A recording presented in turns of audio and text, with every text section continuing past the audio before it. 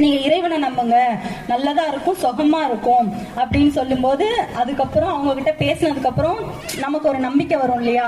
இது பாசிட்டிவா இருக்கிறவங்கள பார்த்தா ஒரு நம்பிக்கை வரும்ல, அது மாதிரி ஒரு நம்பிக்கை வந்துட்டு அதுக்கப்புறம் சரின்ட்டு இறைவன் வந்து இந்த பொக்கிஷங்களை கொடுத்தான். இவங்க வந்து கரு உண்டாச்சு. அதுக்கப்புறம் ஒரே வாந்தி, ரொம்ப வாந்தி, முடியல. 1 மந்த் கிட்ட எதுவுமே சாப்பிட முடியல, எது சாப்பிட்டாலுமே வாந்தி.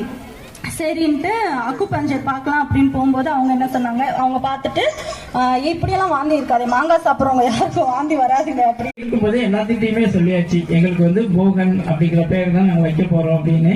ரொம்ப மகிழ்ச்சி. நன்றி.